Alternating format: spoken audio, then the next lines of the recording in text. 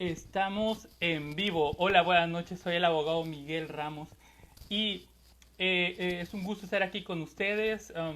Vaya, estamos en esta nueva etapa, por ejemplo, para mí estar platicando con todos ustedes a través de Instagram. Hola, hola, Liz. Entonces, vamos a esperar quizás que... Ah, ya está el licenciado también. Vamos a esperar un momento a que se nos una algún par de personas y vamos a empezar a contarles qué vamos a hablar o qué vamos a estar viendo en este en vivo, que es particularmente, digamos que es el interés superior de la niñez, pero enfocado, tratando de explicar un poco este concepto y cómo es una cuestión fundamental para los derechos de los niños, porque afecta en todas las esferas, todos los procesos jurídicos en los que llegue a participar un niño, niña o adolescente. Ok, y hoy vamos a estar platicando con la psicóloga Liz Díaz, que ya es psicóloga y pedagoga. Tiene mucha experiencia, es graduada de la Universidad de Nuevo León y tiene mucha experiencia con cuestiones de pedagogía, siendo terapeuta con niños, niñas, adolescentes.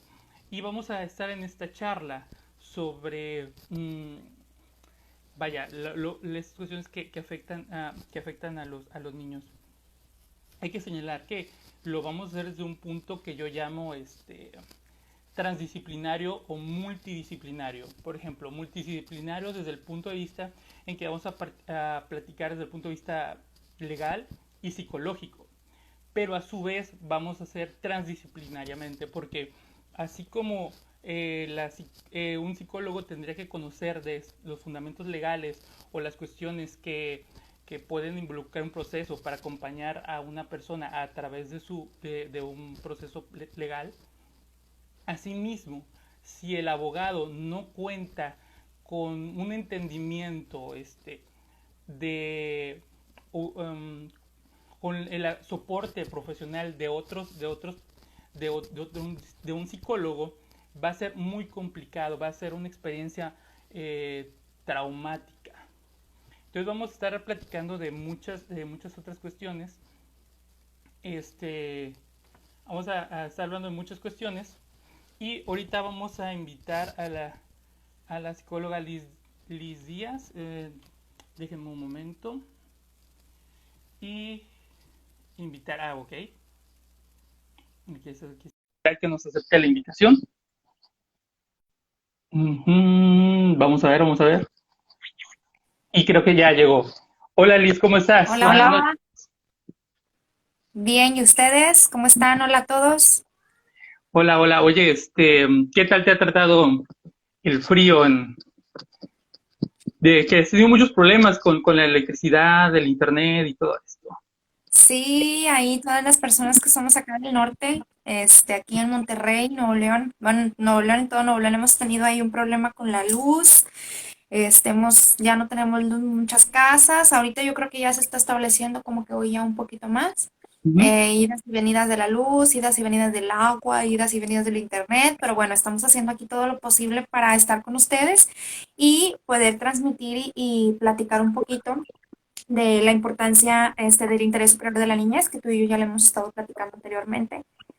Pero bueno, sí, aquí en Nuevo León, aparte de que hizo un friazo, Ah, sí, pues no había con qué calentar ese friazo porque no había electricidad. claro, solamente calor humano había, ¿no? Nada más, Ya pura sé. cobijita y estar cerquitas. Uniendo a otras personas, Tania, Jonathan, saludos.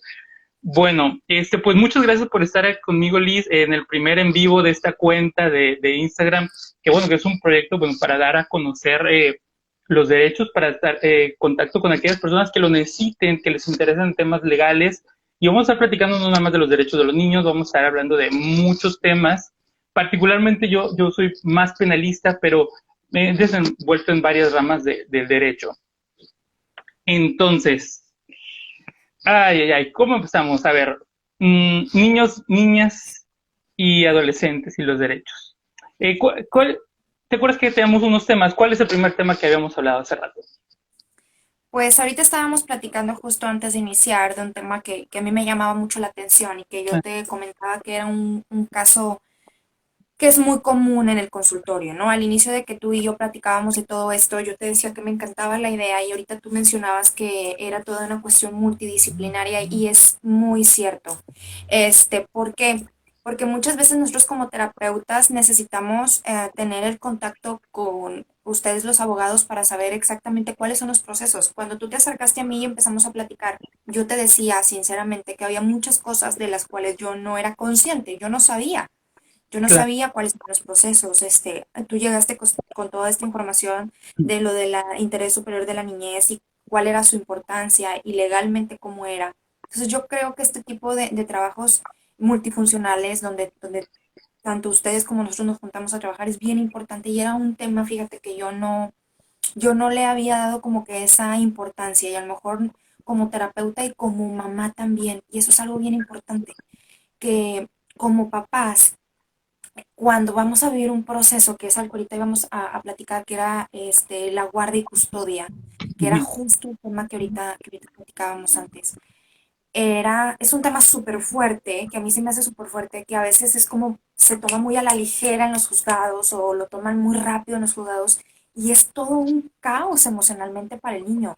Y yo Claro, como terapeuta, lo platicábamos ahorita justo antes de comenzar, que te platicaba del caso, yo como terapeuta decía, en estos casos, ¿qué pasa, Miguel? O sea, en estos casos, ¿qué sucede legalmente, no? ¿Qué es lo que pasa? ¿Qué le recomiendas a esa mamá? ¿Qué le recomiendas a ese papá? Entonces, no sé cómo vean las personas que nos están escuchando, nos están viendo, pero a mí me encantaría comenzar con este tema de guardia y custodia, que se junta con la sustracción de menores, que ahí claro. viene junto con pegado, porque es impresionante la cantidad de mensajes que yo recibo por cuestiones de con quién se va a quedar el niño, situaciones que hay. Claro.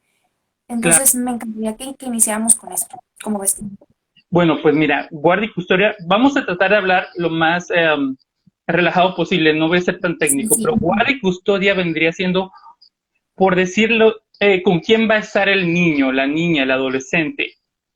A veces cuando se dice que es compartida, significa que va a estar por igual con cualquiera de los dos padres, pero por las cuestiones pues prácticas va a estar viviendo generalmente con uno más que el otro y se comparte. Pero ese es un derecho, es interesante porque ese es un derecho del niño, o sea, no es derecho a los padres, es muy interesante. Debería haber una reforma porque también los padres, también para su desarrollo emocional, su desarrollo de vida, pues también tienen derecho a convivir con el hijo, pero este derecho se ve desde el punto de vista del niño, entonces el niño es el que tiene el derecho a la convivencia. Entonces, este es un derecho o sí, pues un derecho que se puede perder por uno de los padres. Y eso nada más se puede perder por medio de un proceso legal, por medio de una sentencia. Ok, y también hay que señalar que como tú le decías, la sustracción de menores es una de las cuestiones más penosas que existen, muy complicada desde el punto de vista también legal, y es una plaga en México.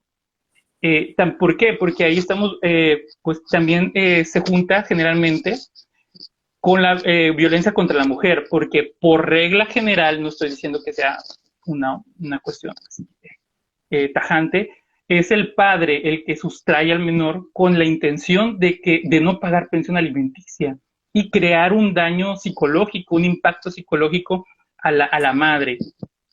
En mi experiencia, este golpe es tan intenso que las personas muy difícilmente tienen la fuerza moral para atender el asunto legal, porque es un asunto legal muy complicado. Otra de las cuestiones un poquito complicadas, no me quiero meter en esas cuestiones muy de abogados, pero pasa mucho que ahorita nos estamos especializando mucho, ¿no? Abogado familiar, abogado civil, abogado penal, abogado fiscal, por otro lado.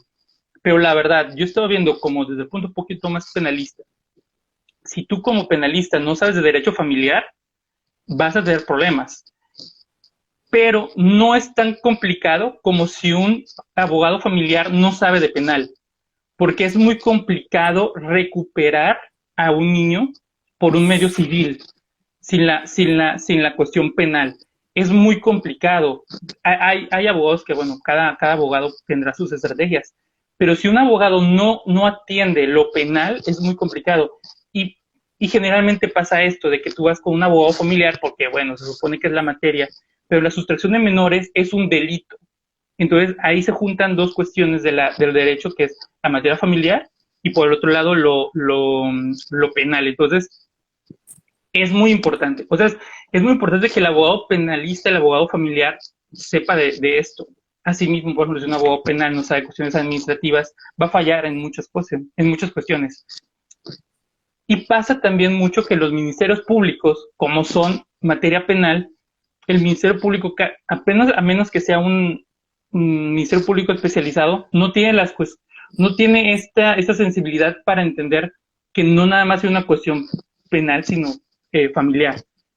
Entonces, se hace un gorro. Entonces, lo principal, yo creo, como siempre lo digo, lo principal es buscar ayuda.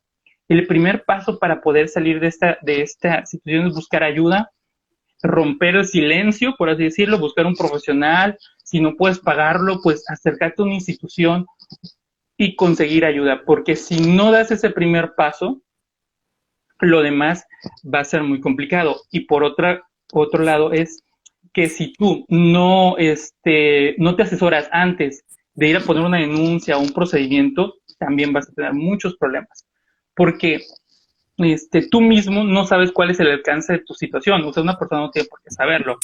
Entonces, si no sabes cuál es tu situación, pues cuál es tu objetivo al pararte en un juzgado o pararte en una agencia del Ministerio Público. No lo sabes. Eso es muy cierto, fíjate. Yo, por ejemplo, yo como mamá, ciertamente no sabría qué hacer. O sea, no sé qué es lo primero que hacer. Y te puedo asegurar que hay muchas mamás o papás como yo que viven situaciones graves, por ejemplo, un abuso sexual, una sustracción de menor. Simplemente me quiero divorciar y no sé, me quiero divorciar por violencia familiar, me quiero divorciar por violencia física, violencia verbal, me quiero divorciar. Es bien difícil saber qué va primero, cuál es el primer paso legalmente que debo de hacer. Y era algo que tú y yo platicábamos mucho anteriormente. Es bien complicado, yo siento, el saber qué va primero, qué va después, qué tengo que hacer. Y qué padrísimo fuera que las personas, que hubiera este equipo de trabajo real, lo que tú y yo platicábamos de un terapeuta y un abogado. Fíjate que hay otra vez otro caso así, que ahorita que tú me comentas todo esto de que a veces son como, las leyes son con ministerios, son como que muy, muy tajantes. Acaba de llegar al consultorio un caso, como muchos, en donde el niño no puede ver al papá porque el papá no da una aportación, Ah, no cumple con su pensión, ¿no? Entonces no ha llegado al punto de perder la patria, porque la tienen compartida. Más sin embargo, legalmente papá no debe de ver al niño, el niño no debe de ver a papá. Eso es así, Miguel. O sea, realmente si papá no da esa aportación, el niño no tiene la oportunidad de ver a su papá, porque yo emocionalmente digo, ok, entiendo como mamá la cuestión económica, entiendo todo eso, pero también digo, pues es su papá. O sea, al final del día, es, ama a su papá, quiere a su papá. O sea, ahí como entra la cuestión legal. hay que señalar muy importante que mira, el abogado debe ser una persona que atienda es como, igual que un doctor, igual que tú, una psicóloga, o sea, no te va a dar una receta, por así decirlo. O sea, no es que yo tenga una receta de qué hacer, sino que yo tengo que evaluar tu caso. Entonces tengo que saber cuáles son tus necesidades, tengo que tener contacto contigo. Ahorita es más complicado por la pandemia, pero debo de saber exactamente cuáles son tus necesidades para poder yo decirte, sabes que este es el primer paso. Esto es muy importante. Hay abogados, mira, yo respeto mucho, cada profesional tiene su profesión, pero hay abogados que dicen, no, pues yo te divorcio, ¿no? Y págame tanto, y es más, dicen, en 10 días te tengo la sentencia. Es posible, o sea, es posible hacer eso, pero fíjate, o sea, imagínate el trabajo de un abogado de 10 días que tiene otros casos, tendrá familia, se les compone el coche, tiene miles de ocupaciones, ¿no? El abogado y te genera una sentencia de 10 días y esa sentencia te va a perseguir toda la vida. Toda la vida. Entonces, Toda la vida. imagínate yo tengo mucho respeto para los abogados, si son exitosos, me alegro por ellos, pero ya después de que pones esto en perspectiva, dices, oye, mejor espero a que se tarde un año. Claro, porque el niño después llega a consulta, pero llega a consulta, fíjate, te voy a dar ahora mi lado psicológico. Porque el niño llega a consulta, pero llega a consulta porque ya sucedió algo. No come, no duerme, llora, se hace del baño, le va mal en la escuela. O sea, el niño llega a terapia ya porque algo pasó. Y la raíz de todo esto es, pues, porque no ve a su papá o no ve a su mamá. Claro, Y después platicamos con papá o mamá que los tiene y dicen, no, pues es que el juez dictaminó que no puede ver a su papá o a su mamá porque me ha tocado los dos casos, pues porque no está dando la aportación. ujú, Y digo yo, pues sí, entiendo esa parte, pero también tu hijo necesita convivir con esa persona. Respeto y entiendo que los niños comen, visten, calzan y todo, ¿verdad? Y que a veces es una forma como de manipular la situación para que papá o mamá acceda a apoyar económicamente. Eso es una cosa aparte. Pero lo que tú mencionas es muy cierto. O sea, ok, ya te divorciaste y todo, pero luego, ¿qué va a que pasar mañana? O sí, sea, ¿qué es un, pasó con la familia, con los niños, con los jóvenes? Justo platicábamos ahorita de los chicos que ya tienen 12 años o más y ujú. que dicen, oye, ¿sabes qué? Estoy con un papá o mamá, pero no quiero estar ahí, me quiero ir con el otro. Ahí yo lo platicaba contigo ahorita, ¿se puede? Él puede decir, oye, ¿sabes qué? No. Claro, y ese es uno de los puntos fundamentales de esto del interés superior del niño. O sea, el interés superior del niño es un concepto legal que está en la Constitución y todo. Es una forma como de interpretar la ley, en el que se ponen los intereses, los derechos, por así decirlo, también todas las circunstancias que beneficien al niño en la, por encima de alguna cuestión de la ley, incluso. O sea, si la ley dice, por ejemplo, el niño tiene derecho a una manzana, ¿no? Entonces, si el niño necesita, por ejemplo, dos manzanas, se tiene que romper esa inercia de la ley y concederle lo que necesite el niño en la medida de lo posible y en la medida de lo pragmático y en la medida que sea algo real, ¿no? No un capricho, no es porque existe, por ejemplo, un derecho de los niños que tiene que ser cubierto, por ejemplo, por medio de los alimentos, que es el esparcimiento, el entretenimiento, pero eso no quiere decir que tengo derecho a un PlayStation. Ok, o sea, tienes derecho a un esparcimiento, pero eso no. O sea, sí tienes derecho a vestir, a educación, pero no estás obligado como padre a pagarle el TEC de Monterrey. No estás obligado a pagar no sé, este tipo de cuestiones, o llevarlo a comer a McDonald's todos los días, ¿no? O sea, sí es un derecho, pero es una cuestión que atienda a una cuestión de un desarrollo emocional sano también. Entonces, ese interés superior de la niñez abarca todo. O sea, como te comentaba, una cosa es cuando el niño, por ejemplo, tiene que participar en un proceso familiar, por ejemplo, dando su opinión. O sea, es importante que a partir de los 12 años el niño puede dar su opinión en procesos familiares y tiene que ser tomado en cuenta y valorado por el juez. Y O por el sea, otro, tiene que ser una cuestión legal específica para que esto pase. O sea, para que un niño de 12 años, bueno, otra pregunta que te quería hacer de esto. ¿Solamente a partir de los 12 años o a partir de qué edad un niño legalmente ya puede opinar sobre con quién va a estar?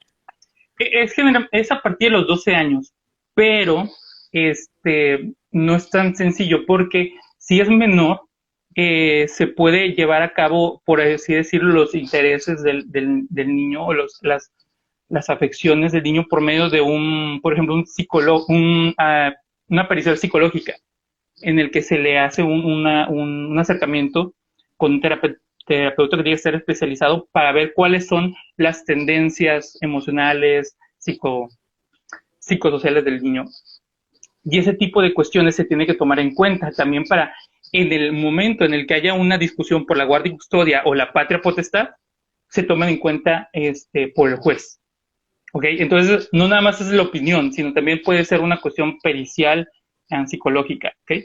Entonces, pero a partir de los 12 años se entiende que tiene un poco más, por lo menos legalmente, un desarrollo, se considera así, y puede ser escuchado. Eh, y el juez lo tiene que tomar en cuenta y valorarlo, básicamente. ¿Los mandan a hablar a juzgado, Miguel? Sí, sí, ahorita es en Nuevo León es por medio de juicios orales, entonces esos juicios son en una sala, donde está el juez, están los abogados, se filman, pero aún así se tienen que tomar las precauciones debidas de su intimidad, de su privacidad, se tienen que censurar el nombre, se tiene que censurar la identidad del niño del video que quede el registro. Y por ejemplo, bueno, como dato, es cuando interviene algún niño en un juicio, en un procedimiento, generalmente se guarda el nombre y se le llama por las iniciales, para que no haya un registro o también, digo, para la cuestión de la seguridad del niño. Muy bien. Creo que tienes una pregunta. Si ya se dictó una sentencia y a los 12 del niño quiere cambiar con quién vivir, sí se puede. Hola Angie, gracias por tu comentario. Sí se puede, ¿ok? Como lo decía, en la materia familiar, aunque hay una sentencia, no está muy, el concepto de cosa juzgada, que es cuando una sentencia ya no se puede modificar, en materia familiar es totalmente distinto, porque las necesidades de un niño o de una persona que acude a un juicio van cambiando con la edad. O sea, no es lo mismo las necesidades de un niño que tiene 1 año, 2 años, a un adolescente ya 15, 16 años. Entonces, si las circunstancias cambiaron o si el niño ya está en una etapa o el adolescente está en una situación que quiere decidir, puede hacerlo. Entonces, y se tiene que tomar en cuenta, es muy importante esa cuestión. Tenemos otro tema, ¿o quieres seguir platicando sobre esto? No, no, tú dime. Este, digo, también hay que señalar un poquito que cuando que el abogado familiar debe de tomar en cuenta mucho la seguridad. Ahorita la violencia contra la mujer y la violencia mortal contra la mujer es una cuestión horrorosa, ¿no? Nadie puede estar a favor de que ocurra este tipo de cosas. Y justamente ahorita, hace ratito, en el grupo, un grupo de abogados, WhatsApp, hice una pregunta muy interesante. Yo le dije al licenciado, avísame qué sucede, porque me dice, presenté una demanda de divorcio, pero la señora que está presentando no quiso dar, o el abogado tuvo la decisión de no presentar su domicilio, porque tiene amenazas de muerte. Literalmente tiene una amenaza de que si presentaba el divorcio, le iban a matar. Entonces el abogado pues pregunta en el grupo y le digo, pues mira, tienes que checar esta ley, tienes que checar esto, pero el juzgado, porque es como una cuestión legal, tienes tú que decir cuál es tu domicilio, ¿no? Entonces, el juzgado se lo pide para poder darle trámite a la demanda. En ese caso, yo no conozco bien las circunstancias, pero fíjate cómo una cuestión que es un divorcio puede afectar muchos intereses. O sea, puede afectar muchos derechos. La mujer está necesitando de un divorcio, no sé, por alguna razón específica, pero ya tiene una cuestión de violencia encima. Entonces, de hecho, por la cuestión de la violencia, se debería de clasificar, por así decirlo, de tachar del registro el domicilio. Entonces, es muy, muy importante. Es una cuestión, a mí se me hizo muy interesante. Yo no lo había visto en una cuestión de un divorcio, pero se Fíjate me hace que muy, muy. es súper cierto esto que tú estás tocando, porque a mi consulta he tenido la desgracia muchas veces de que van pacientes porque van justo por lo mismo. Papá y mamá se están divorciando, empiezan a ir a terapia. Y papá, normalmente en terapia es muy común que asignamos días y horas. No sé, Panchito viene los lunes a las 7 y todos los lunes a las 7 viene Panchito. Entonces en una ocasión una mamá llega y me dice, ¿me puedes cambiar el día y la hora de terapia? Porque ya metí los papeles de divorcio y su papá sabe a qué horas y a qué día venimos a terapia y nos va a buscar aquí. Porque ya nos cambiamos de domicilio, ya buscamos otro lugar y nos va a venir a buscar aquí. Entonces son cosas súper fuertes Sí, claro. Lamentablemente, dice la señora, pues legalmente no pudieron hacer nada por mí. O sea, yo tuve que irme, tuve que irme. Ahí en esos casos, por ejemplo, ella comenzó a grabar todo. Fíjate que qué bueno que tocas este caso. Había violencia física, había violencia verbal para ella. Para el niño no, pero para ella sí. Sí, claro. Entonces ella comenzó como a grabar y porque a ella le decían que tenía que tener pruebas. Esto es así. Realmente cuando existen este tipo de cosas debe de haber pruebas. Por ejemplo, no sé, yo también he escuchado mucho que dicen, si te hace algo, ve y denuncia de volada para que se vea todo, ve, tómate fotos. ¿Sirve de algo, Miguel, legalmente hablando? Yo no sé, por eso te Sí, pregunto. sí, pero ahora que te digo, cada caso es diferente. Entonces, el, el que te acerques en el momento adecuado es muy importante.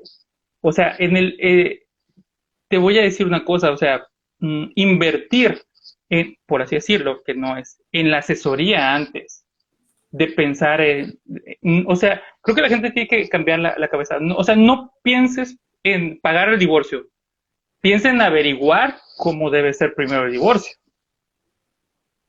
Creo que ahí tendría que cambiar la mentalidad, porque el abogado te va a decir, ah, no, sí, pues eso es tanto, dame el anticipo, tráeme sus papeles, y yo mañana mismo te estoy divorciando ya en el juzgado. Mira, cuando hay problemas de violencia, hay que ver el caso específico. El juzgado familiar puede emitir órdenes de protección. Se pueden pedir Apenas por iba a ley. preguntar, ¿los niños se divide la custodia aún y cuando hay violencia? Cuando hay violencia, por lo general, o sea, lo ideal sería que ya no la tenga el padre que generó la violencia. Pero si te metes a un juicio a pelear, pueden pasar muchas cosas. Pero por regla general, si hubo violencia, es que ni siquiera puedo hablar de violencia severa o algo así. Pero si existió violencia como tal, por ejemplo, no sé, sí hubo, sí, es que está mal, es que está muy mal. De hecho, también hay que cambiar mucho la cuestión de la ley. Por ejemplo, si hubo una violencia que pues eran gritos, pero nunca yo escaló algo físico, pudiera ser, pero mira, son cuestiones muy Específicas. y no lo abarca la ley. O sea, ahorita si hay alguien que contempla como, por ejemplo, la cuestión feminista, va a decir, oye, pues, ¿cómo que violencia grave y violencia? Mira, eso no lo contempla la ley. Entonces, eso es otra cuestión que debería de reformarse. Pero, por ejemplo, si yo tuve un caso, por ejemplo, bueno, no, mejor no, ese caso no lo comento. Pero mira, si ya hubo amenazas, se tiene que tomar muy en serio. Realmente debe tomar con la mayor delicadeza y la mayor seriedad. ¿Por qué? Porque lo que estás arriesgando es la integridad física de tu cliente. Estás arriesgando la integridad física de su familia. Uno No, y como, emocionalmente, o sea, he tenido niños que dicen, oye, yo veía cómo mi papá pateaba a mi mamá claro, y claro. ahora resulta que tengo que ver a mi papá y tengo que convivir con mi papá a Sí. fuercita, Uh-huh. fines de semana. Y mi papá, pues para hacer sufrir a mamá o porque me quiere o no sé, viene por mí todos los viernes a las 5 y me devuelve el domingo a las 5, pero yo estoy súper asustado de que a mí me haga lo mismo. Entonces también es todo un show. Ahí es donde se tiene que hablar del interés superior de la niñez, porque obviamente la violencia, que a mí me gustaría hablar un día sobre qué es la violencia, la gente y luego los abogados menos, ¿qué es la violencia? Es muy interesante, pero bueno, el, ahí el niño es el que tiene que el derecho de decir, sabes que yo no estoy cómodo y lo puede decir Tiene derecho de decirlo y de no ir. y no quiero. Y simplemente ese no quiero es pesadísimo a nivel de la valoración del caso. A veces, en casos en lo que, como se llama la alienación parental, que ahorita creo que ya está cambiando el término, en el que un padre pone al niño contra el otro, a veces pasa que el papá, por ejemplo, no le compra muchos juguetes, muchos paseos, para decirle, ¿sabes qué? Di que no quieres estar con tu mamá. Esa es otra situación. Pero si el niño, por no estar cómodo, por sentirse agredido, por sentirse disminuido, dice que no quiero, simplemente se tiene que tomar en cuenta y se tiene que valorar. Y Mamá, en ese caso, ¿qué debe de hacer? porque por ejemplo dices tú, oye, bueno, hubo violencia, hubo divorcio, o no hubo violencia, pero hubo un divorcio, y el niño dice, yo no quiero ir con mi papá. Y papá dice, no, es que tienes que venir conmigo porque te toca. Ujú, Mamá, ¿qué puede hacer en ese caso? Supongamos que mamá tiene la custodia, no completa, parcial, pero como dices, con alguien debe de vivir más tiempo. ujú. Vive más tiempo con mamá. O sea, mamá se mete en problemas legales si dice, ¿sabes que el niño no quiere ir? O al revés también, porque también he tenido casos que están con papá y no quieren ir con mamá. ¿Se puede meter en problemas legales por decir, no quiere ir contigo este fin de semana? ¿O no quiere ir a visitarte? Mira, por un fin de semana puede ser que no, pero si se restringe totalmente el derecho, sí puede encaer en el delito de sustracción de menores. Pero es una línea muy gris, ¿ok? Es una línea muy gris. Ella pudiera grabar con fecha y todo. O sea, ¿qué puede hacer ella para cuidar que Tener esto, que no? asistencia legal. O sea, lo principal es tener la asistencia legal para saber exactamente qué. Yo me acuerdo que una vez una chica me dijo, oye, sabes que yo tuve un problema muy serio, etc. Y me dice, mira, y tengo estas fotos donde está tomado, está haciendo estos desfiguros. Y yo, mira, eso no es importante realmente. O sea, vamos a atender a otros hechos, ¿no? Podría ser que sí, en ciertos casos, eso sí, pero no quiero generalizar. O sea, es que no quiero dar como cosas muy, Sí, cada caso es súper diferente, ¿no? Me imagino. pero si tú te sientes amenazado y quieres grabar, puedes hacerlo, realmente. Si quieres, si crees que estás en una cuestión de peligro o tu hijo puede estar generándose una situación de peligro, puedes hacerlo. Pero si ya piensas que existe una situación de peligro, lo primero es buscar ayuda. O sea, y aquí yo veo tres personas que necesitas, que es acercarte, obviamente, bueno, ya lo dije, a un abogado, a un psicólogo, pero sabes que también creo que un apoyo moral es muy importante. Apoyo moral el que puedas obtener, o sea, ya sea hasta un cura, un padre, un sacerdote, un amigo, tu madre, un familiar, porque es una cuestión muy seria y es una cuestión de vida. Yo como abogado, yo te digo, ¿sabes? Yo te puedo decir, ¿sabes qué? Tienes estas tres opciones, cuatro opciones legales. Yo te recomiendo esta por esto, pero la persona que tiene que caminar ese camino es la persona que tiene el problema. O sea, Claro. voy a ir caminando contigo, pero y aunque yo voy a dar la cara literalmente, porque eso es un abogado, dar la cara, yo voy atrás de ti o al ladito. O sea, la bronca y la decisión es tuya y tú tienes que tomar partido de esta decisión. Sí, porque a terapia ya llegan con ya todo decidido y muchas veces dicen, ok, a lo mejor no debí de haber hecho esto, o a lo mejor esa demanda estaba de más, o a lo mejor el pleito por esto estuvo de más, o a lo mejor tanta información a los niños. Esto que ahorita tú decías de poner en contra a un papá de otro, no sabía yo que ya era ilegal. Es un concepto no como medio psicológico, no es un concepto legal, pero sí está por ahí bailando, o sea, es como una tendencia que surgió, entonces, y se le llamaba, creo que ahorita ya hay otro término para eso, pero estuvo de moda hace unos años. Ahorita no tanto, no se escucha tanto eso porque se ve mal en el sentido de que ahorita como estamos con el empoderamiento femenino, que es importantísimo, no se podría estar señalando eso a una mujer en ese sentido, yo creo que por eso se desapareció un poco ese concepto, pero podemos decir que alguien puede incurrir en eso, o sea, no hay que ser como, eh, um, Imparciales de que esto no va a pasar. o sea, va a pasar, ¿no? Entonces, creo que sí es importante que las personas, eh, eh,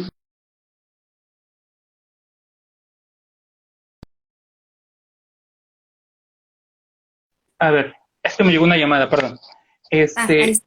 las personas acudan a una valoración de su caso, que ellos sepan exactamente qué puede pasar para que puedan tomar las decisiones, porque si no, tienen muchos problemas. Y quiero hablar de un tema igual que no es este, pero hemos escuchado del término revictimización, ¿ok? Lo escuchamos, los terapeutas lo escuchan, lo hablan también. Hay un término que yo aprendí en un seminario que me dio Médicos Sin Fronteras, que es muy interesante, que es diferente a la revictimización, que es la retraumatización. Es distinto. O sea, ¿cómo está eso? Por ejemplo, la revictimización, que generalmente la ejerce una autoridad, porque cuando tú llegas a denunciar o con una demanda, te dicen, ¿y usted por qué no hizo esto? ¿Y usted por qué no hizo el otro? ¿No? Empiezan a quitar la importancia a la petición legítima que hace alguien, pero la retraumatización es totalmente distinta. Por ejemplo, yo doy este ejemplo. Por lo que si una persona viene y te da un machetazo en el pecho, está dañando, ¿no? Se está generando un trauma. Pero si viene un cirujano y te tiene que operar y te hace una abertura del mismo tamaño igual que un machetazo, pero, pero es totalmente distinto. Está haciendo un daño masivo también, pero lo está haciendo con otra intención, que es el restaurarte la salud.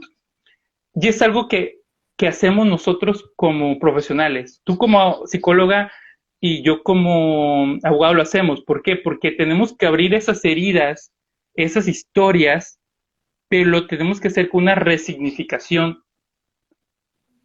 Pero es un daño. O sea, hay una invasión a la intimidad, a la privacidad, que yo casi siempre lo hago. Cuando alguien acude conmigo, le digo, te agradezco la confianza, ¿no? Y es algo que casi no se habla, pero sí también es un tramo. Entonces, imagínate si eso te hace tu abogado o si eso te hace tu psicólogo, que no te va a hacer una autoridad, ¿no?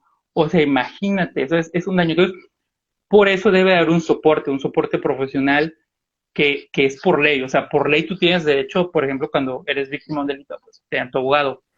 Pero las instituciones están diseñadas de otra manera, o sea, no están diseñadas para una atención personalizada y bueno, eso es. Legalmente se puede. Por ejemplo, ahorita que platicábamos de lo de la guardia y custodia y que platicábamos de los chicos que tienen 12 años y que pues, quieren pedir quedarse con alguien o hacer valer sus votos o su punto de vista, se puede tener un acompañamiento profesional, es decir, oye, ¿sabes qué? Todo el proceso lo va a acompañar su terapeuta o en todo el proceso lo va a acompañar este, tal persona. O sea, sí se puede. Sí, claro, o sea, tú tienes derecho a que, o sea, no hay nada que le impida la ley y es lo correcto. O sea, lo correcto es que haya un acompañamiento psicológico y legal. Y como te digo, yo porque tengo la fortuna, no estoy inventando nada, o sea, yo porque tengo la fortuna de trabajar en instituciones o grupos que trabajaban así, o sea, que trabajaban de la mano con muchos profesionales, o sea, yo trabajé en un lugar, por ejemplo, que trabajaba y tenía que hablar hasta con el médico, se hablaba con el médico, con la psicóloga, con la trabajadora social, entonces, entonces yo veía que este acompañamiento, pues, sistemático ayudaba tremendamente, aparte yo he visto como abogado, que si no soportas la cuestión emocional de un caso, el caso se te cae, porque al final de cuentas el que estás llevando el carga no eres tú, es la persona que estás representando. Claro, lo que ahorita decíamos de las mujeres que han sufrido violencia física, ¿no? O sea, dicen, oye, ¿hasta qué punto le sigo con el divorcio? ¿Hasta qué punto no? ¿Hasta qué punto me siento apoyada por el Ministerio Público que a veces te dicen, no, tienes que dejar a fuerza tu dirección? Ujú. Dice, Lucy Rodríguez dice, me gustan estos comentarios porque tengo nietos que están afectados por el divorcio de sus padres. Muchas gracias, señora Lucy. Sí, definitivo es que esto es un pan de cada día, lamentablemente tú y yo lo platicábamos, y qué mejor es, como tú dices, o sea, ya que vas a tomar una decisión, busca gente profesional que te ayude a ver qué es lo mejor para ti y para tus hijos, ¿no? Más cuando hay niños menores de edad, cuando hubo cuestiones de violencia, es súper fuerte, ¿no? Yo siento que sí es algo bien fuerte que lamentablemente al consultorio ya llegan después. O sea, Sí, ya llegan después de que ya pasaron a veces hasta años, Miguel, porque han llegado personas al claro, por supuesto. consultorio diciendo, mis papás llevan años peleando por la custodia y llevo un año y medio o dos sin ver a mi mamá o sin ver a mi papá. No, es que te voy a decir, creo que te lo comenté hace ratito, cuando estás estudiando, ¿no? Derecho, y te dicen, no, es que la rama penal es una cochinada, es horrenda, pero ahorita que estoy incursionando más en lo familiar, es igual o peor. Te encuentras unas pesadillas espantosas. Y, y yo pienso que, bueno, desgraciadamente, bueno, pues los abogados no sé por qué actúan así, pero sí hay que mejorar como gremio. Yo soy muy crítico de eso, hay que mejorar como gremio, pero también está la cuestión económica, que el abogado dice, ¿sabes qué? Yo me quiero evitar problemas, mejor le cobro menos, trabajo menos, y ahí te aviento la sentencia, ¿no? Entonces, ha pasado, por ejemplo, hay un caso por ahí, que, por ejemplo, se divorciaron y dice la custodia compartida, perfecto, y los alimentos, que son las obligaciones de mantener a los niños, a la mitad, 50%. Y ya, eso dice todo. Pero nunca se estableció el 50% de cuántos son los gastos de los niños. Entonces el papá dice, pues yo te doy 2,000 pesos. Y ya. Y se acabó. Entonces tú tienes una sentencia favorable de alimentos, por así decirlo, favorable de guardia y custodia, y no te sirve de nada. No te sirve absolutamente de nada. Porque el papá está dando lo que quiera, cuando quiere, como quiere. Entonces, ¿Y eso pasa? sí, no, ¿Eso sí pasa? pasa todos los días. Pasa todos los días. Y aparte te voy a decir una cosa, todo el sistema jurídico mexicano, todo el sistema jurídico, el 60% de las sentencias son familiares. El 60%. Imagínate, el Poder Judicial tiene aproximadamente el federal tiene un presupuesto de 60,000 millones de pesos. Entonces quiere decir que 40,000 millones de pesos están enfocados en resolver disputas familiares y salen este tipo de sentencias. En Imagínate. donde no hay nada específico. Hola, Jonathan, Celi, excelente tema, felicidades a los dos, muchas gracias. Pues es un tema de cada día. Es impresionante cómo tienes razón, o sea, no hay nada específico. Y lamentablemente a veces los papás, pues no se sientan a dialogar y a llegar a acuerdos. Digo, si es una sentencia de divorcio es porque no pudieran llegar a acuerdos. Yo tengo otra pregunta, que esto realmente no lo hemos criticado. Hasta donde entiendo, porque te digo, lamentablemente como terapeuta sí debe de enrolar en estos temas legales. Hasta donde entiendo son demandas distintas, el de divorcio, el de convivencia y el de alimentos. ¿Es así? Sí, es que materia familiar es, o puede ir todo junto, o puede ir todo separado. Es una cuestión como muy técnica del derecho. Entonces, tú, por ejemplo, metes una demanda de divorcio y en la demanda de divorcio tienes que establecer un convenio, una propuesta de cómo van a quedar las cuestiones. Pero hay un problema, que en esa cuestión va los bienes, va la guardia y custodia y va la pensión, que es lo que más te importa. O sea, y lo que más te importa no lo puedes dejar así. Por el otro lado, yo estoy platicando con mis amigos, y que estoy en un grupo de abogados que somos Guerrero, Ramos y Mejía, asociados. este, Estamos tratando de impulsar un poquito, ahorita estamos trabajando en eso, en resolver las disputas por medio de por medio de mediación, de conciliación, porque por este medio se puede resolver casi cualquier cuestión familiar. Y trataron, no sé, un poquito impulsar esto, ¿por qué? Porque si ya tú te vas poniendo de acuerdo, hablando, aunque sea difícil, no pasas una, un trauma de un juicio, de que si las audiencias, que si tengo que ir, que si tengo que... Eso es un desgaste. Y Los realmente niños están gasto. involucrados en eso y puedes llegar a involucrar a los niños en la audiencia. Digo, emocionalmente ha de ser un impacto muy fuerte para un niño menor. Una, el darte cuenta que tus papás se están divorciando. Claro. Dos, el darte cuenta que está habiendo un pleito en donde no están pudiendo ponerse de acuerdo. Pero en algunos momentos se pide que los niños vayan a testiguar o a decir, o sea, en qué puntos no, ahora sí que lo legal no ve la cuestión emocional del niño y el niño tiene que ir a testiguar. ¿Sí pasa? sí pasa, es común, pero como la mayoría de los divorcios, mira, no tengo esa estadística, pero en la experiencia, los divorcios ocurren en, digamos, en los primeros 6 años, por así decirlo, pero los niños están muy pequeños. Entonces, es raro que trasciendan al juicio. Es poco, pero si estás hablando que es el 60% de los problemas en México, imagínate, estamos algo mal. De hecho, hasta podemos hablar del concepto familia, ¿no? El 60% de los problemas en México son familiares. Entonces, ¿a dónde queda la familia? No lo sé. Entonces, es como que te dicen, oye, tú eres abogado, te vas a casar. Yo, mira, pues la verdad, quién sabe. Pero bueno, uno cree en la familia, o sea, uno cree en la familia, yo creo en la familia de cierta manera, creo que cada quien lo puede decir, pero imagínate, creo que hay muchas cuestiones que hay que sacarse el chip y volverse a meter, ¿no?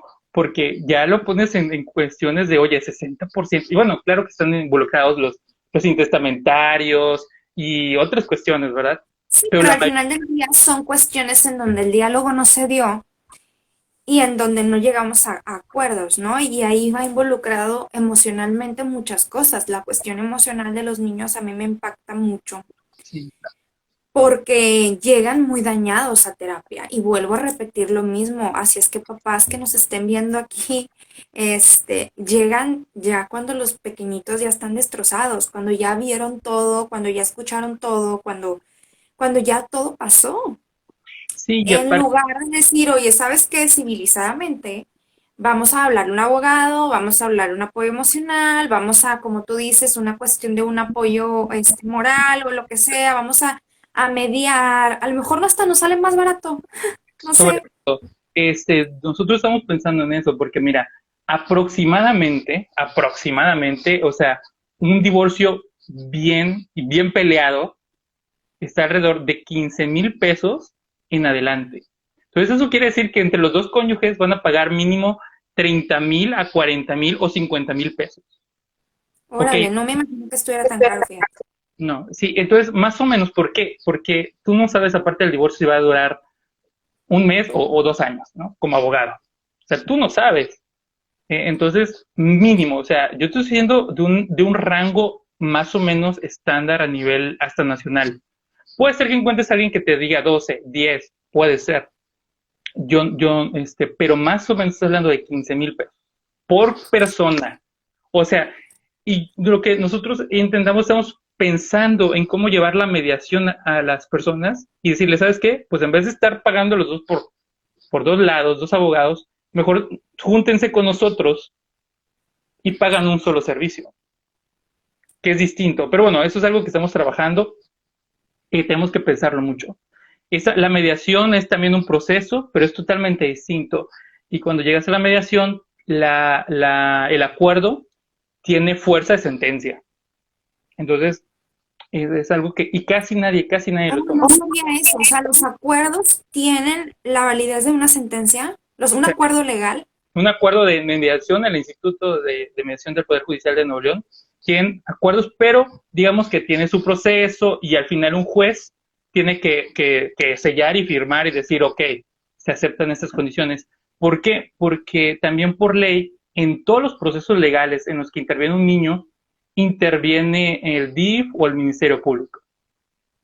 Entonces, se No tiene que... sabía eso, fíjate, no sabía que una mediación podía ser válida como una sentencia. Oye, eso está excelente porque Claro, evitas tanto sufrimiento emocional al papá, a la mamá, a la familia, a los niños. Aquí Sandra dice, los adultos olvidamos las emociones de los niños pensando en resolver los estados legales y disputas y ganarle al otro. Eso es sumamente cierto porque nos metemos el chip de le tengo que quitar todo, le tengo que quitar lo mayor del dinero que se pueda.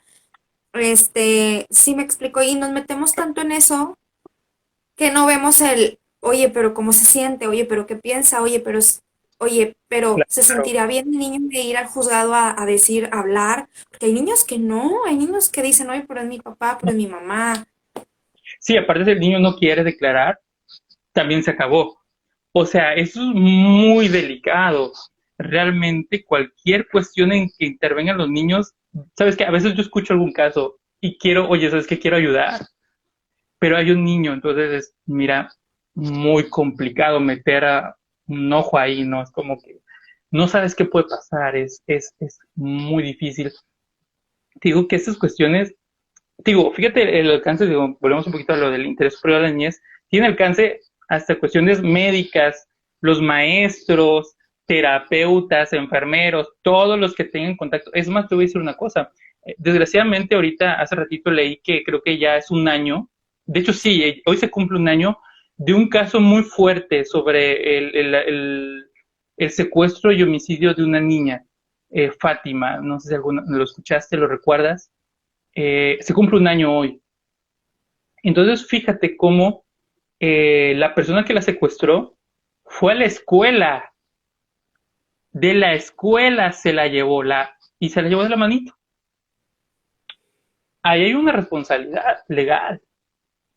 O sea, fíjate cómo, y yo, o sea, pues bueno, si pudiéramos ayudar, o sea, yo realmente empezaría también con acciones legales, o sea, con la maestra del salón de clases, porque tiene una responsabilidad. A veces, esta cuestión de la real responsabilidad que implica un niño como un maestro, un terapeuta, no se toma en cuenta. De hecho, por ejemplo, en los casos de abuso sexual, los niños presentan, ayúdame con la palabra, presentan síntomas, no, en Signos. signos, cambios de conducta. eh, mm, entonces, estos también son cuestiones que ya que el maestro, la maestra ve, puede ser llamado a un juicio, puede ser llamado a declarar a un juicio civil familiar, llamada al Ministerio Público o llamada y también declarar ante un juez, porque eso también es no nada más una cuestión de las consecuencias del delito, no quiero entrar en cuestiones muy técnicas, pero también, y de hecho sí ha No, pasado. definitivo es que tendríamos toda una plática, para eso del abuso. Digo, ni siquiera lo tocamos. Fíjate, era un tema que queríamos tocar, pero yo creo que ya no va a haber tiempo porque ahorita se metió. Tengo una pregunta. Este, por ejemplo, ¿qué derechos tienen los niños y las niñas y los adolescentes cuando hay un divorcio? Se divorcia mi mamá y mi papá. ¿Qué derechos tiene el niño? Porque es cierto, o sea, pelean mucho, esto es mío, esto es tuyo, esto me toca a mí, esto te toca a ti, pero ¿cuáles son los básicos? O sea, ¿cuáles son los derechos que tú me puedes decir? ¿Sabes que estos son los 5 derechos básicos de un niño? Pues yo creo el principal es la alimentación, no, los alimentos llamamos. Nosotros los abogados decimos los alimentos, que implica una cuestión gigantesca, que es el alimento, la comida, el vestido, la educación, la vivienda. Es algo que se les olvida muchas veces, o sea, de que tú tienes obligación de proporcionarle una vivienda al niño, el esparcimiento y la salud. Entonces, por ejemplo, si tiene necesidad de tratamientos especializados o psicológicos, eso también entra entre las cuestiones que cumple la alimentación. Pues los derechos de los niños, bueno, pues tiene todos los derechos humanos, ¿eh? O sea, un niño tiene todos los derechos humanos. O sea, por ejemplo, tiene derecho al acceso a la justicia. Es un derecho un poco raro, casi nadie lo escucha, pero por ejemplo, si a mí, o sea, si yo sufrí como niño un delito, y ese delito no se investiga, no se persigue, no se castiga, están violando un derecho humano que es el acceso a la justicia. También está el derecho al debido proceso, por ejemplo, que si no se respeta, por ejemplo, existe un protocolo de la Suprema Corte de Justicia para cuando los niños entran en contacto con los jueces, si se llegara a violar ese protocolo o se viola el interés superior del niño en un proceso, se viola el debido proceso. Entonces, los niños tienen todos los derechos humanos, tienen derecho a una vida, a un desarrollo psicosocial sano, tienen derecho a todos los derechos que tiene un adulto. Ay, Pero, tengo una pregunta. Ah, dime. pero por eso está este concepto que hay que diferenciar lo que es el interés superior del niño, en el que hay que tomar en cuenta que aunque tienes todos los derechos humanos, no se te aplica como a una persona adulta, sino que se te tiene que tutelar, proteger y satisfacer esos derechos de una manera especial. Y si la ley no lo contempla, adaptar los procedimientos, adaptar la ley, las actuaciones, para que el niño tenga acceso a ese derecho. Por ejemplo, si es un niño indígena, bueno, por ejemplo, como una persona indígena, también tiene derecho a que hay un traductor y que se le tome, por ejemplo, la declaración en términos de su propia cultura. Eso es algo muy complejo, y por ejemplo, tiene derecho, ya, y como también es una persona indígena, tiene derecho a un traductor, por ejemplo, indígena, y también tiene derecho a que se tomen, por ejemplo, las usos y costumbres de la comunidad, pero siempre con el interés superior de la niñez. Entonces, esto del interés superior de la niñez abarca todos los derechos humanos. Me ibas Ahí a preguntar tienes. algo. Sí, nada más voy a leer un poquito esta pregunta, no sé si la quieras leer, la última. Ok. Dice, yo soy maestra. Cuando llega un padre de familia a decirme si viene su papá a ver al niño, no se lo permiten. Pero sin algo legal de por medio, ¿cómo debe de actuar un maestro? Su máquina, es una decisión súper compleja. Por eso debe de haber una valoración integral del caso, porque si hay una cuestión legal, se tiene que dar conocimiento a la escuela. Y los maestros deben de tener conocimiento de cuál es el alcance legal de esa sentencia. Porque, por ejemplo, ellos también tienen pues, cuestiones administrativas y dicen, bueno, aquí cuando inscribieron al niño aquí dice Juancha y Juanchito. Así que, bueno, pues yo a donde sé, él es su papá y lo puede llevar. Pero si no se le informa a la escuela o el maestro no comprende esta situación, pues puede haber muchos problemas y repercusiones legales. O sea, como lo digo, o sea, esta cuestión de la niña, o sea, en el que hubo un homicidio de una niña, entonces es algo muy delicado. O sea, pero debe de haber un documento legal. O sea, por eso decimos, si mamá está teniendo una situación, lo primero que debe hacer es acercarse a una ayuda legal para ahora sí llegar a por ejemplo, en este caso, ¿sabes qué? Aquí está el documento donde dice que él no se debe de acercar a la niña, que solamente yo.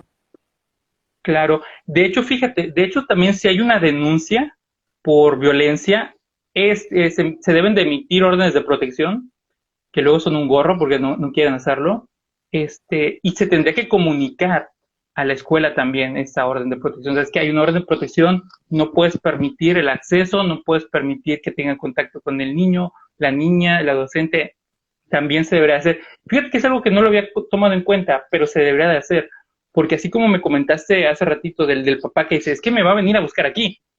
O sea, y hay una cosa muy interesante, para mí las víctimas, a veces por el impacto emocional no pueden hacerlo, pero las víctimas son las únicas, para mí, que pueden determinar el riesgo de su situación. O sea, una persona externa no debería de meterse a decidir eso porque no es a ti a quien Claro, está. ¿cuántas veces no hemos visto que ponen denuncias y denuncias y denuncias y denuncias y no son vistas porque no hay una agresión más fuerte y al final pasa una tragedia? Claro, Tengo no. otra pregunta Uh-huh. fíjate que tengo mucho y es referente. Bueno, ahorita estamos hablando un poquito más del divorcio, de la guardia y custodia y de la cuestión de violencia, ¿no? Violencia familiar en casa, ¿no? Que nos lleva al divorcio. Por ejemplo, ahí al consultorio muchas veces llegan mamis con un nivel socioeconómico medio alto, en donde los niños, me voy por esto por la cuestión de los derechos, donde los niños tenían un nivel socioeconómico estable con ciertos privilegios, ¿no? Un colegio, clases extracurriculares, no sé, recreaciones, vacaciones. ¿Es un derecho también el que se mantenga este estilo de vida? O sea, ¿también debe de ser así o no es tanto? Porque Mira, muchas veces mamá o papá, porque me ha tocado de los dos, dicen este tipo de cosas. claro, pues mira, es que hay una cuestión de la jurisprudencia, ¿no? La jurisprudencia es unas definiciones del derecho que emite la Suprema Corte. Entonces, sí ha habido algunas cuestiones que ellos dicen, oye, ¿sabes qué? Para la cuestión de los alimentos, la guardia y custodia se tiene que también tomar en cuenta el estilo de vida que más o menos ha llevado el niño, la niña o la familia o en este caso pues hay una cuestión de pensión compensatoria para la mujer, etc, etc. Pero mira, eso nada más sería en casos específicos y en casos donde se quieren pelear a muerte. O sea, esos Ok. son casos que quieren pelear a muerte, pesos o días o horas de la semana de la convivencia. Ah, no, no van a ser 12, van a ser 10 horas a la semana. Entonces, esas cuestiones, es como te decía, o sea, hay un derecho a la educación, pero no estoy obligado No, a que vaya. no, un colegio. Pero si Sí, se... oye, Ujú, pero sí, está súper padre esto que me dices, la verdad me quedo con esto.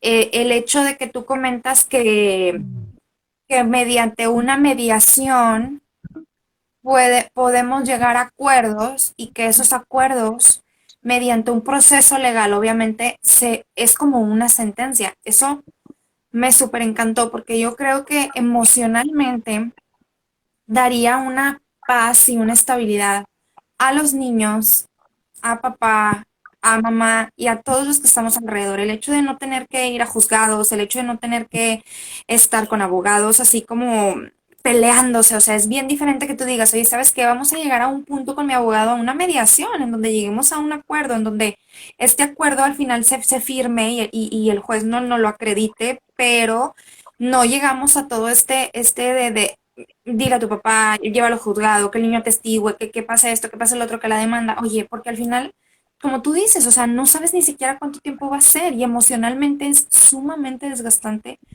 para todos es bien desgastante vivir un proceso de este tipo, más para los niños que no tienen control de la situación. Yo claro, siempre les digo a mis papás, si tú estás sufriendo, si tú estás enojado, si tú estás triste, si tú estás sufriendo porque estás viviendo un divorcio, imagínate tu hijo o tu hija que no entiende muy bien lo que está pasando, que le están diciendo solamente qué hacer y lo que va a suceder y que no tiene control y no sabe qué va a pasar. claro. Y también por eso es muy importante, si ya está en una situación así, tener el acompañamiento psicológico para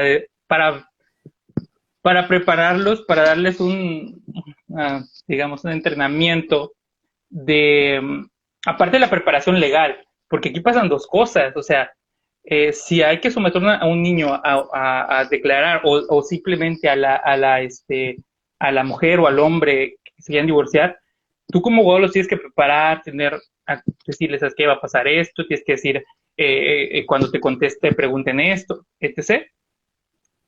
También emocionalmente hay que saber si el niño o la persona que va a ir tiene la conciencia de la situación. O sea, no nada más que sepa, sino que tenga la conciencia de la situación y que sepa que está en una cuestión, pues, no sé, controlada, pero que tenga el acompañamiento emocional para lo que pueda venir, porque son decisiones de su vida que está tomando.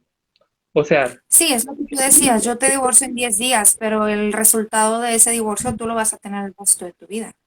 claro, o sea, puede ser que, digo, a veces cuando se habla de ese tipo de divorcios, quiero pensar que son los abogados que dicen, ¿sabes qué? No tienen hijos, no tienen bienes, estuvieron casados 2 años, órale, te divorcio de volada. Eso puede ser. Pero si hay una cuestión, ya hay hijos, ya hay una pensión que pedir, ya hay bienes, ya hubo violencia, es otra situación. Sobre todo ¿A que hay que partir buscar de la qué autoridad. edad? A partir de los 12 es la edad en la que un niño puede atestiguar, pero por ejemplo, si hablamos de que hubo violencia, Ujú. ¿hay edades más bajas? O sea, ¿puede haber el caso de que hay edades más bajas? O sea, me estás preguntando si en el caso de que el niño fue testigo. Bueno, si el niño fue testigo y ya tiene una conciencia de poder platicarlo, generalmente no, se hace a través de un peritaje, pero es posible. Es muy raro, es rarísimo que un niño tenga que ser el testigo de un delito, pero sí pasa, o sea, sí sucede, pero en lo común no. Generalmente Mm. se les lleva a un peritaje y ya la que responde las preguntas del alcance que tienen es la psicóloga, la perito que puede hacer. De hecho, no nada más puede ser una psicóloga, puede ser una trabajadora social, etc. Pero realmente, en teoría, hasta un niño de 5 años podría testificar. Y sería algo muy delicado, porque pues hay muchos estudios al respecto que dicen de cierta manera, ¿no? Que los niños no mienten, por así decirlo, y que ellos hablan en su propia experiencia. Entonces, se tiene que interpretar dentro de la propia experiencia del niño qué significa, ¿no? También hay cuestiones, por ejemplo, que no tienen como una capacidad para explicar a veces el espacio. La geografía no lo puede explicar. Y te pueden decir, es que yo estaba arriba, pero arriba o al lado de no sé dónde, y tienes tú que estar en la casa del niño para entender qué significa eso, ¿no? Entonces, ha pasado que me ha tocado ver a jueces que dicen, no, es que sabes que el niño dijo que era arriba y arriba no se puede porque no sé qué. No, espérate, es que en la casa del niño, por ejemplo, arriba él significa otra cosa. Entonces, Sí, se meten con una cuestión más compleja de la comprensión de la situación. sí, porque el niño no va a decir, es que la tomó por el cuello. No va a decir eso. No, no, claro que no. No va a decir eso. Él no va a decir, tomó un arma. No. Si un niño de 5 años no puede entender siquiera igual que es un arma, que es una pistola, no puede decir, Sí, sí puede hacer una evaluación psicológica y genera un valor legal. sí, sí, claro, pero se tiene que, digamos que la pericial en estas materias es, tú haces una valoración como profesional, haces un informe conforme a tu práctica, conforme a tu formación, um, lo haces por escrito, pero luego, como psicólogo, tienes que ir a defenderlo al juicio y va a ser sometido a examen. Sí, eso quiere decir que los abogados te van a Cuestión. interrogar en dos sentidos. Uno, tu formación, tu credibilidad, las dos cuestiones, y luego la veracidad de tu informe. Se puede poner muy feo, se puede poner muy feo, pero en ese sentido, igual los niños, por ejemplo, lo pasamos a los niños.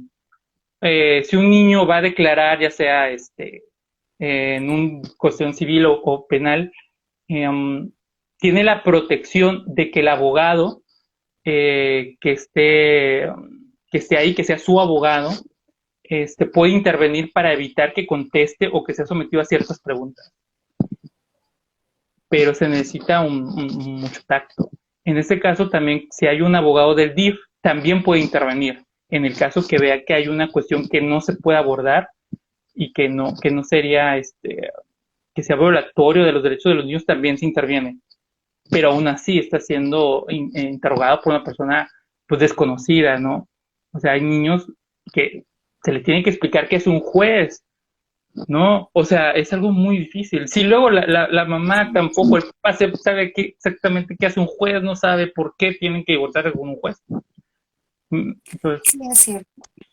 entonces, es muy, muy delicado y bueno, lo que yo siempre digo es que tienen que buscar ayuda, pedir ayuda es fundamental porque pues una persona no quiere pedir ayuda porque bueno, tiene su ego herido, tiene su dignidad herida,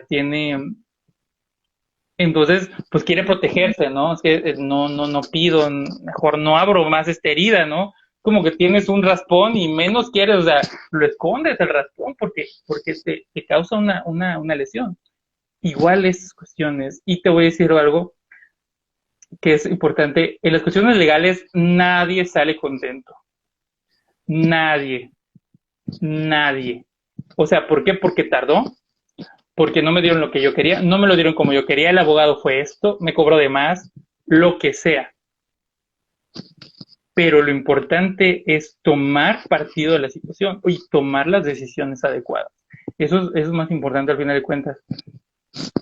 Porque también ayuda en el proceso de reconstrucción y de un nuevo, puedes poner ya un tabique para otro proyecto de vida distinto. Entonces, yo Claro. siempre creo que es muy importante. Pues me pareció súper interesante. Yo creo que me quedo con eso, me quedo con el hecho de que hay que llegar a una mediación que siempre se puede, que legalmente se puede. La verdad es que había muchísimos temas que yo desconocía totalmente de la parte legal. Obviamente la parte emocional en la afectación de los niños sí, sí la entendía, más sin embargo todo lo demás que me estás platicando, ¿no? Se me hizo súper interesante, de mi parte te agradezco mucho el que nos hayamos podido dar el tiempo para tener esta plática. Me encantaría, hoy solamente pudimos tocar un solo tema, ya no pudimos hablar de los demás. Yo creo que sería súper padre que pudiéramos seguir haciendo este tipo de actividades, ya sea en lives o sea por podcast o lo que sea, para que poder platicar y que otras personas sepan todo esto, porque así como yo, así como tú, yo no sabía cosas legales, tú cosas emocionales te costaba, entonces nos juntamos y empezamos a platicar. Claro, Así me claro. imagino que hay muchísimas personas que están viviendo el proceso, o sea, nosotros dos somos profesionales de procesos, ellos los están viviendo y Sí, sí. necesitan la ayuda para saber qué hacer y ahorita es donde tienen el problema. Entonces, pues bueno, de mi parte es todo, te agradezco muchísimo. Muchísimas Les gracias. agradezco a todos los que han estado aquí comentando y viéndonos. Saben nuestras redes sociales y pues bueno, vamos a seguir haciendo este tipo de actividades pues para que más personas podamos apoyar a más personas y sepan más de esto. Y como tú decías, que busquen la ayuda antes de que cualquier cosa suceda. Sí, claro. Sí, bueno, yo te agradezco muchísimo todas tus preguntas. Créeme que a veces es muy importante la pregunta porque, como te decía, uno como profesional puede ser que lo sepa, pero tú no sabes qué necesita la otra persona y que dejen también las preguntas, que dejen comentarios en el video, también nos va a servir muchísimo. Y pues yo te agradezco que estás totalmente, cordialmente invitada todas las veces que tú quieras para platicar y espero que nos podamos seguir viendo muchísimas veces y también espero que ya haya luz en tu colonia, que ya haya internet para Ya que, llegó. ay, gracias a Dios, entonces para poder seguir platicando y pues estamos aquí para lo que nos necesites. Te mando un abrazo. Muchísimas gracias. Igualmente, Miguel, muchísimas gracias. Muchísimas gracias a todos los que nos estuvieron escuchando, viendo. Este video obviamente se queda y lo vamos a compartir en nuestras redes sociales. Y pues bueno, cualquier cosa, pues ya saben dónde buscarnos en nuestras redes sociales y pues obviamente seguiremos en contacto para más temas. Sí, claro que sí. Bueno, pues un abrazo y pues buenas noches. Creo Hasta que luego. le das ahí. Ah, ok.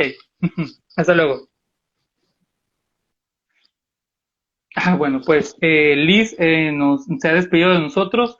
Yo les agradezco mucho. Esta ha sido la primera experiencia de un Instagram Live con una persona invitada, una profesional en la salud mental. Y pues yo les agradezco mucho. Si quieren suscribirse, quieren seguir viéndonos a todo dar, yo voy a tener otro Instagram Live el viernes, pero ese va a ser un tema totalmente distinto, un tema bastante delicado, serio. Es un tema que casi no se toma en cuenta, que es la desaparición forzada. Voy a estar hablando con una psicóloga tanatóloga, que son las personas que se encargan de acompañar a las personas durante el duelo. Y vamos a estar comentando eh, el mundo de lo que es la desaparición. Les agradezco a todos sus saludos que estuvieron aquí y bueno, les mando un abrazo. Suscríbanse, compartan y bueno, y si tienen alguna duda pueden mandar un mensaje directo y yo con gusto voy a contestar las dudas en la medida de lo posible. Así que buenas noches, muchas felicidades a todos, muchas felicidades a Liz por también darse la oportunidad y pues estoy muy contento. La verdad estoy muy contento por todo esto, así que quédense cerca.